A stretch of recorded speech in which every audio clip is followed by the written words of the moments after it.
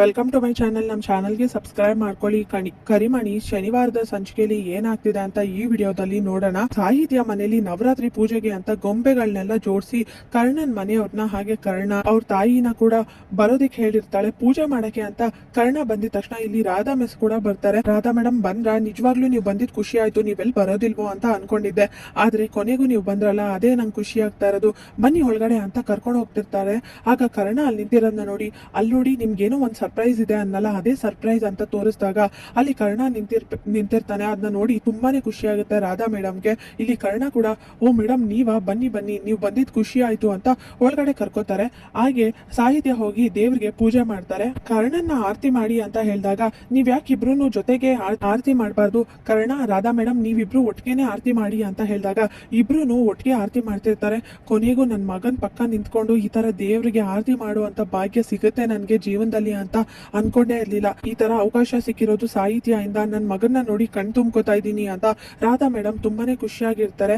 ಆಗ ನಾನು ಇದೀನಲ್ವಾ, ಎಲ್ಲಾನು ಸರಿ ಮಾಡ್ತೀನಿ, ಒಂದು ಮಾಡ್ತೀನಿ ಅಂತ ಸನ್ನೆ ಮಾಡಿ ಸಾಹಿತ್ಯ ಹೇಳ್ತಾಳೆ. ದೇವ್ರ ಹತ್ರ ಬೇಡ್ಕೊಂಡಾಗ, ಈ ದೇವ್ರ ಹತ್ರ ಬೇಡ್ಕೊಂಡ್ರೆ ಈ ನವರಾತ್ರಿ ವಿಶೇಷದಲ್ಲಿ ಏನೇ ಕೇಳ್ಕೊಂಡ್ರು ಒಳ್ಳೇದಾಗತ್ತಂತೆ, ದೇವ್ರ ಹತ್ರ ಏನ್ ಬೇಡ್ಕೊಂಡಪ್ಪ ಅಂತ ರಾಧಾ ಮೇಡಮ್ ಕೇಳ್ತಾರೆ. ಆಗ ಕರ್ಣ ಹೋಗಿ ಆಶೀರ್ವಾದ ತಗೋತಾನೆ. ನಿಮ್ಮ ಆಶೀರ್ವಾದ ಇರ್ಲಿ, ಅದ್ಯಾವುದೋ ಹೆಂಗ್ಸು ನನ್ನನ್ನ ಹೆತ್ತು ಎಲ್ಲೋ ಬಿಟ್ಟು ಹೋದ್ರು, ಅನಾಥನಾಗಿ ಮಾಡಿ ಒಬ್ಬಂಟಿಯಾಗಿ ಮಾಡಿ ಹೊಟ್ಟೋದ್ರು. ಆ ಹೆಂಗ್ಸು ಎಲ್ಲೇ ಇರ್ಲಿ, ಹೇಗಾದ್ರೂ ಇರ್ಲಿ, ಅದ್ ನನಗ್ ಬೇಡದೇ ಇರೋ ವಿಷಯ, ಆದ್ರೆ ಆ ಹೆಂಗ್ಸು ಮಾತ್ರ ಯಾವ್ದೇ ಕಾರಣಕ್ಕೂ ಮತ್ತೆ ನನ್ ಬದುಕಲ್ಲಿ ಬರ್ದೇ ಇರ್ಲಿ ಅಂತ ದೇವ್ರ ಹತ್ರ ಬೇಡ್ಕೊಂಡೆ. ನನ್ ತಾಯಿ ಅರುಂಧತಿ ಒಬ್ರೇ ಸಾಕು ನನ್ಗೆ, ಇನ್ ಮುಂದೆ ಆ ಹೆಂಗ್ಸು ನನ್ ಜೀವನದಲ್ಲಿ ಮಾತ್ರ ಬರಬಾರ್ದು, ಬಂದ್ರು ಕೂಡ ನಾನಂತೂ ಅವ್ರನ್ನ ಕ್ಷಮಿಸ ಮಾತೇ ಇಲ್ಲ ಅಂತ ಕರ್ಣ ಹೇಳ್ತಾನೆ. ಆಗ ರಾಧಾ ಮೇಡಮ್ಗೆ ತುಂಬಾನೇ ಬೇಜಾರಾಗಿ ಅಳ್ತಾ ಇರ್ತಾರೆ. ಏನಿದು ಈ ತರ ಮಾತಾಡ್ತಿದ್ರ ಕರ್ಣ ಅವ್ರೆ, ಈ ತರ ಎಲ್ಲ ಮಾತಾಡ್ಬಾರ್ದು, ತಾಯಿ ಯಾವತ್ತಿದ್ರು ತಾಯಿನೇ, ಅವ್ರು ಯಾವ ಕಾರಣಕ್ಕೆ ಬಿಟ್ಟೋದ್ರೋ ಏನೋ ಒಂದು ಗೊತ್ತಿಲ್ಲ, ಅವ್ರು ಒಳ್ಳೆಯವರಾಗಿದ್ರೆ ಯಾವ್ದೋ ಒಳ್ಳೆ ಉದ್ದೇಶಕ್ಕೆ ನಿಮ್ನ ಬಿಟ್ಟು ಹೋಗಿದ್ದಿದ್ರೆ ಏನ್ ಮಾಡ್ತೀರಾ ಅಂತ ಸಾಹಿತ್ಯ ಹೇಳ್ತಾಳೆ. ಮಗನ್ನ ಬಿಟ್ಟು ಹೋಗೋ ಅಂತ ಅವಶ್ಯಕತೆ ಯಾವ್ದೂ ಇರಲ್ಲ, ಸಂದರ್ಭನೂ ಇರಲ್ಲ.